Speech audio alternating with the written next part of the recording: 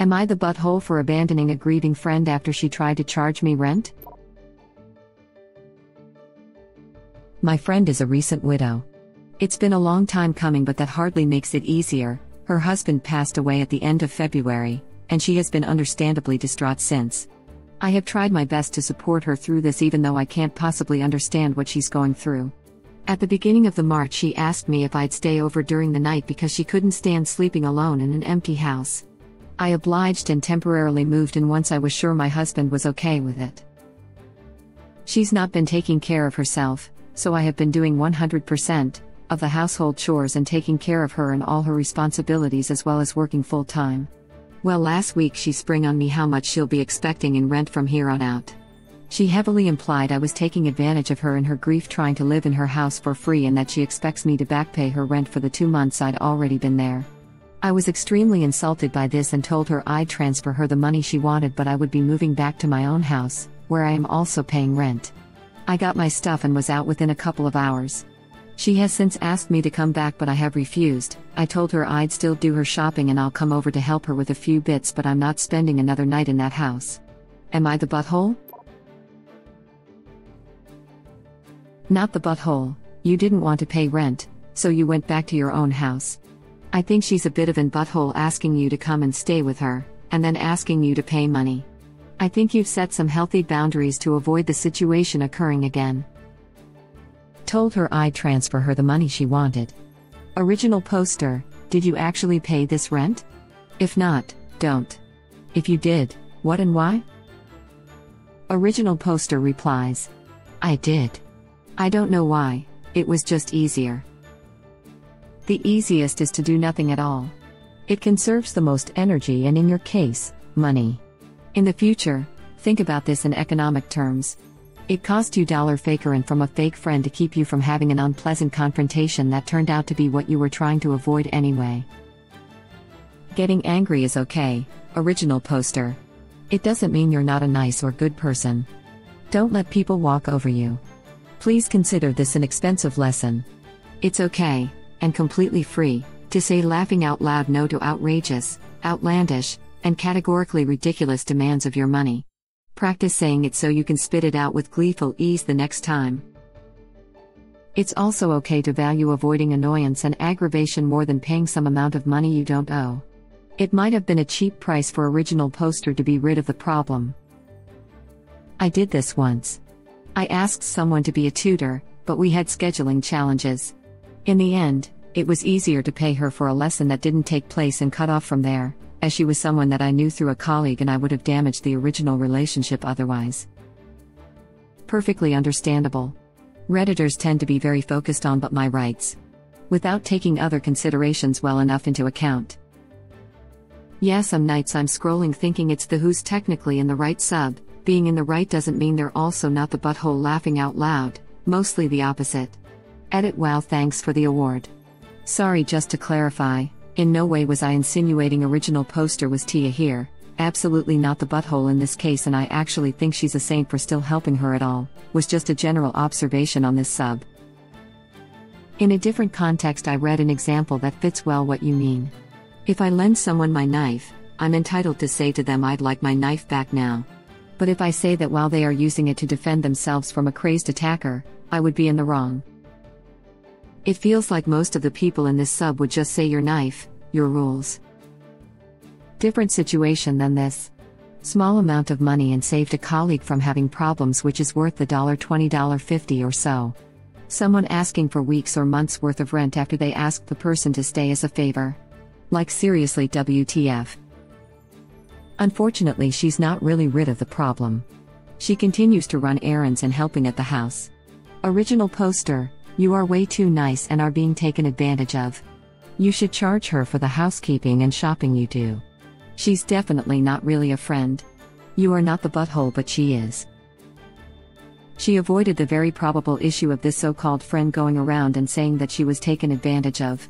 By paying the fraudulent back rent, she's taken that particular slander out of the grifter's arsenal. Original poster: you need to never speak to this person again. This person has intentionally financially exploited you, and has emotionally manipulated you, and you need to stop engaging with her. For your sake, and for your partner's sake. Two things can be true at once. She is deeply grieving, and she's taking advantage of you. It's also easy to just bill her for all the time you spent cleaning, cooking, shopping, and technically babysitting your friend. I'm not saying you should do that, but I'm saying if you ever need to prove a point that your friend is a jerk, you can say all that. Easier than what? Standing up for yourself? I actually disagree that Original Poster has set healthy boundaries because of this. She has since asked me to come back, but I have refused. I told her I'd still do her shopping and I'll come over to help her with a few bits, but I'm not spending another night in that house. Even after Original Poster paid rent, which she definitely should not have done, she still agreed to help her friend with shopping and other things. I have a feeling the friend knows that Original Poster is a non-confrontational person and deliberately asked for rent and to stay back in the house, assuming Original Poster would cave. If Original Poster had healthy boundaries, she would refuse to help out her friend any longer and place some distance between them, in my opinion. I am a pretty non-confrontational person myself, but this sort of thing would be a friendship-ending moment for me. Not the butthole. WTF taking advantage? You already have a place. What did you get out of it? Original Poster replies, I thought I was being a good friend. You were. I meant in terms of owing her rent money, like she was doing something that was a favor to you. Original Poster replies, I don't know. She has very rigid ideas of when something is owed to her. You stay long-term equals you pay rent, context be damned, I guess. If by small measure, you could be conceived as owing money for rent, you work that debt off 100%, by being her cook, housekeeper, personal assistant, etc. It's even Steven from a monetary point of view. From a friendship point of view, she owes you AMD. She needs to reciprocate your awesome friendship. If she can't/won't, then you really should put her in your rear view mirror. Exactly. If the friend kicks up a fuss, I'd ask how much she will be paying for all the chores and errands that have been done for her. This would be like hiring an au pair to do all the stuff around the house, including emotional support, and force them to sleep there, even though they already have a home nearby, and then charge them rent that is more than the salary. This is really effing crazy. Also, send a bill for housekeeping. Not the butthole? But you need to stand up for yourself more. You should not have paid her or offered to keep doing things for her. You should have explained why her request was inappropriate and left, leaving the ball in her court to continue your relationship with more appropriate boundaries. This reads like you're still learning how to not get completely walked over. Original Poster replies, I agree, I hate upsetting people, but stuff like this keeps happening to me, so I need to do something about it. Don't pay rent. Remind her of all you did for her and that she asked you to stay. Tell her you've decided not to charge with your services to date. She may be grieving, but she is an entitled leech and I hope you yeet her from your life. Grow a spine. Edit, a word.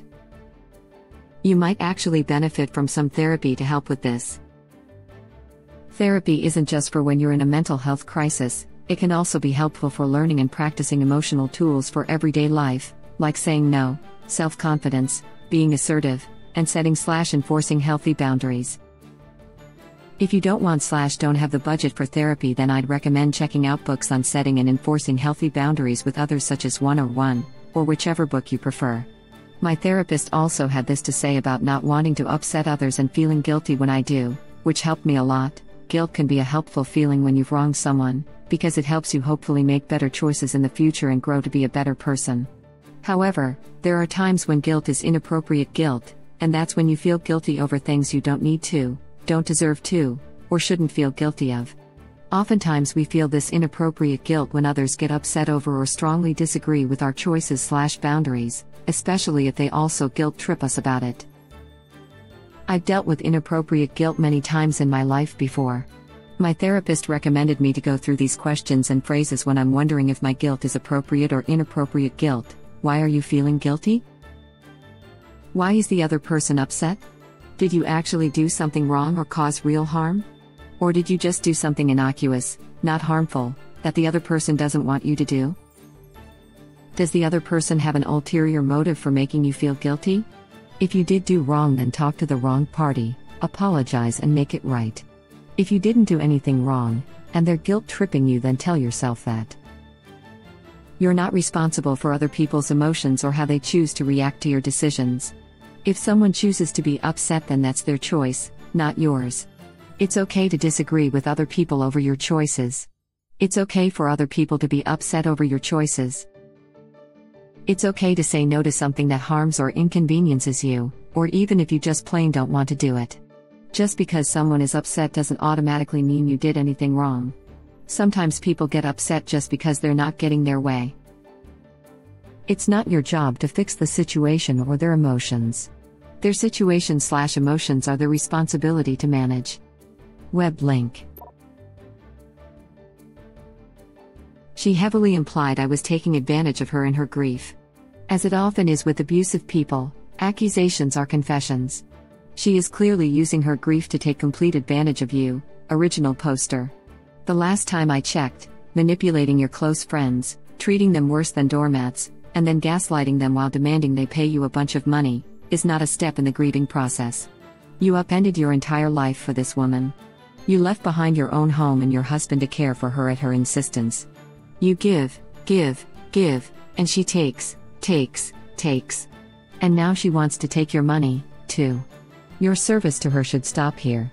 You've gone above and beyond what most people would do, and there is absolutely no need for you to do any more, including her shopping or any other favors, big or small.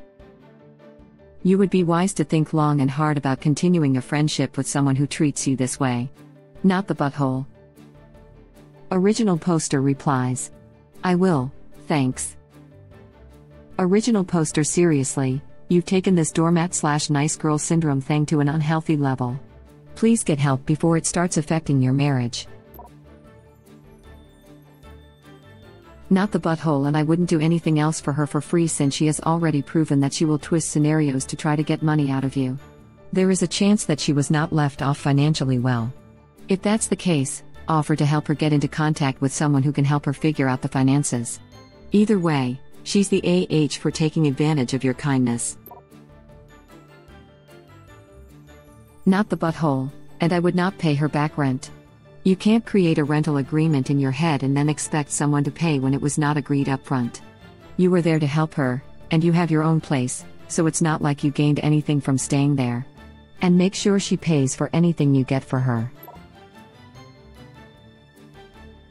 In this situation, you're not the butthole, but you're being a huge to yourself. But I'm genuinely confused, concerned for you based on your responses to others' comments. You are married. I get you said your husband has lost close people, but this has to be straining if not damaging this connection. You paid her, and put a sizable dent in your savings. Did you discuss this with your husband? Is that part of your dynamic? This friendship is costing you too much. You mention things like this keep happening to you, which makes it seem like all your value is in what you do for others and not who you are as a person. If you did nothing for others, would they still find value in you? If not, they aren't your friends. Of course there's give and take in all relationships, but the saying goes, givers have to have limits because takers never do.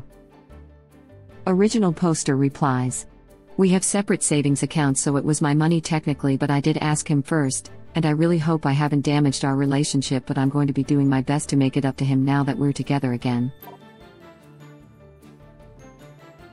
Not the butthole. She asked you to move in to help her. You already have your own house. You literally moved there to help her and take care of all the household jobs, yet she has the audacity to charge you rent and imply that you're taking advantage of her. She's the one taking advantage of your kindness. You shouldn't have transferred her the money. You're a better person than me because I would withdraw my help altogether. Grieving doesn't give her the right to be a butthole. YTA, not to her, but to yourself. Losing a spouse is not an excuse for treating you this way. And you paid her rent. And are still doing things for her? Stop letting her use you. Find better friends. Otherwise, not the butthole. Not the butthole, that's crazy talk. Therese, no way, it's even some miscommunication, somehow, since she wanted you back after you refused and left. Are they in financial hardship, and this is their convoluted plan? Very strange when you have your own place and life to get back to. The support you were giving, and are still willing to offer, is more than enough, no matter what horrid things she's been through. Thank you for watching. Please subscribe to be the first to know about Red Rabbit Reader's new videos. If you like our videos, please like them on YouTube and share them with your friends. We welcome your comments below. Press to start another of our videos.